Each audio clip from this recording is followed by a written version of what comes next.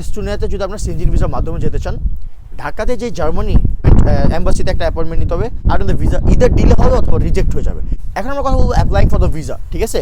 এস্টোনিয়ার currency নিয়ে কথা বলবো, কারেন্সি ইউরো। এস্টোনিয়ার পপুলেশন হলো 1.3 মিলিয়ন। মিনিমাম স্যালারি আপনাদের এস্টোনিয়াতে আগে ছিল হলো 654 ইউরো, এখন হয়ে গেছে 700। আসসালামু আলাইকুম, আমি ইন্তেশার। আজকে আমরা কথা বলবো এস্টোনিয়া নিয়ে। আপনারা যেমন জানেন 27টা যে সেনজেন দেশ আছে, সবগুলো সেনজেন দেশ নিয়ে কিন্তু আমরা আপনাদেরকে একটা সিরিজ বানাই দিচ্ছি, ভিডিও বানাই দিতেছি আপনাদেরকে। আর এটা অ্যাডভান্টেজ হলো আপনারা জানতে পারবেন আপনারা এখন কোন সেনজেন দেশে গেলে ভালো হবে এবং ফিউচারের জন্য আপনাদের কোন সেনজেন দেশে গেলে ভালো হবে।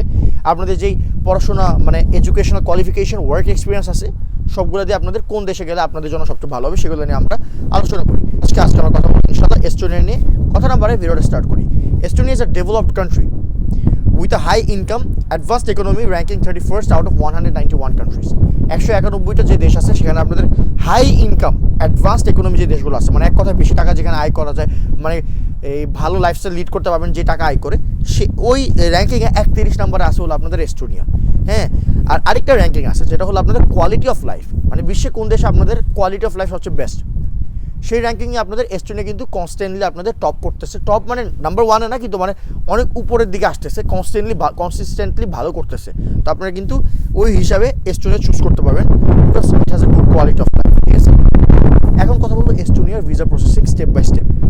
আর সেনজেন ভিসা নিয়ে এস্টোনিয়ার জন্য আজকে আমরা কথা বলবো ইনশাল্লাহ। আমরা এখানে অ্যাডভান্টেজেসগুলো জানবো আর স্টেপসগুলো জানবো ইনশাল্লাহ।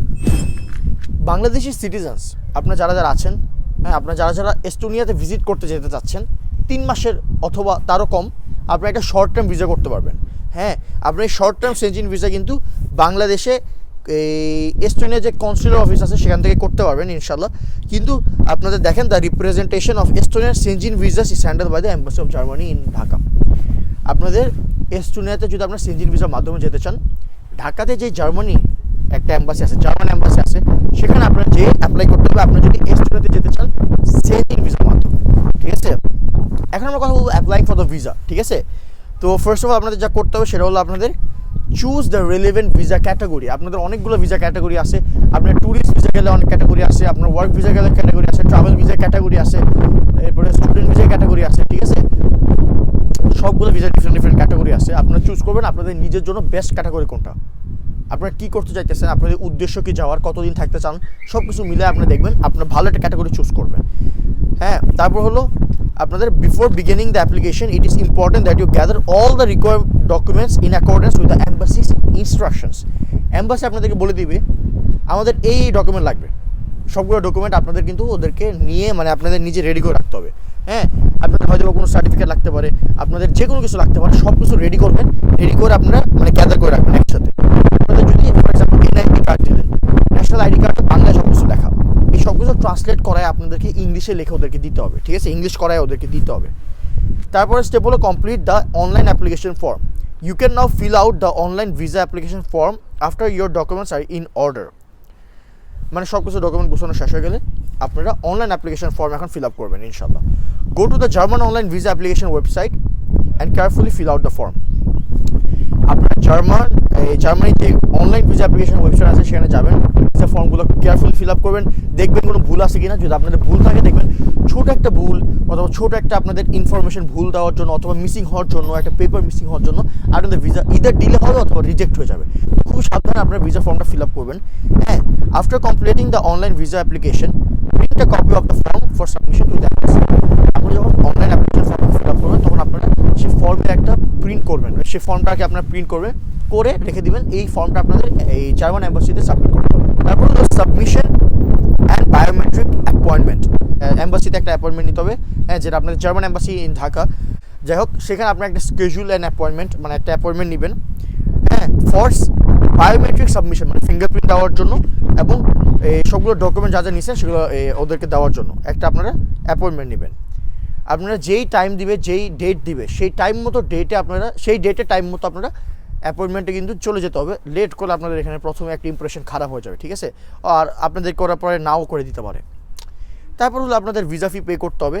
হ্যাঁ, আপনারা ভিসা অ্যাপ্লিকেশন সেন্টার যখন যাবেন, হ্যাঁ, জার্মান এম্বাসি সেন্টারে যাবেন, সেখানে মানে জার্মান অ্যাম্বাসিতে যাবেন, তখন আপনারা সব কিছু করতেছেন, ফর্ম দিতেছেন, ফিঙ্গারপ্রিন্ট দিতেছেন, ওখানে আপনাদের টাকাও পে করে দিতে হবে, ঠিক আছে, ভিসা অ্যাপ্লিকেশন ফিজও পে করে দিতে হবে। তো যথেষ্ট টাকা আপনাদের সাথে রাখবেন যাতে আপনারা ফিজগুলো পে করতে পারেন। ক্রেডিট অথবা ডেবিট কার্ডেও টাকা পে করা যাবে। Passport collection and final step, আপনাদের ওরা ফিঙ্গারপ্রিন্ট দিলেন, ডকুমেন্ট দিলেন, সব দিয়ে দিলেন, পাসপোর্ট ওরা নিয়ে গেল, তারপর আপনাদের ভিসাটা ওরা ডিসিশন দিবে ভিসা হয়েছে কি হয়নি।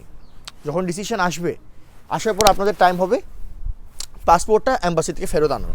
যখন আপনারা পাসপোর্টটা অ্যাম্বাসি থেকে ফেরত আনতে যাবেন, কালেক্ট করার সময় আপনাদের কয়েকটা আইডেন্টিফিকেশন কার্ড অথবা আইডেন্টিফিকেশন ডকুমেন্ট চাইতে পারে। তো যেগুলো চাবে ওদের কাছে আগে জিজ্ঞাসা করে রাখবেন যে আমার কেমন কিছু একটা লাগবে নাকি যখন পাসপোর্টটা ফেরত নিতে আসবো। যদি ওরা হ্যাঁ বলে, সেই সবগুলো ডকুমেন্ট আপনাদের জন্য নিয়ে তখন আপনারা পাসপোর্টটা ফেরত আনতে যাবেন, ঠিক আছে, অ্যাম্বাসির থেকে। এখন কথা হলো লং টার্ম যদি কেউ ভিসা চায়, আপনার যদি কেউ শর্ট টার্ম না চায়, লং টার্ম আপনারা যেতে চান এস্টোনিয়াতে, আপনাদের কীভাবে করতে হবে সেটার প্রসেস হলো, আপনাদের বাংলাদেশে করতে পারবেন না, নিউ দিল্লিতে আপনাদের কিন্তু একটা এস্টোনিয়ান অ্যাম্বাসি আছে, সেখানে যে আপনাদের লং টার্মের জন্য অ্যাপ্লাই করতে হবে। হ্যাঁ, নিউ দিল্লি ইন্ডিয়াতে আর কি, মানে ইন্ডিয়াতে আপনার যে অ্যাপ্লাই করতে হবে, বাংলাদেশ থেকে লং টার্ম করতে পারবেন না।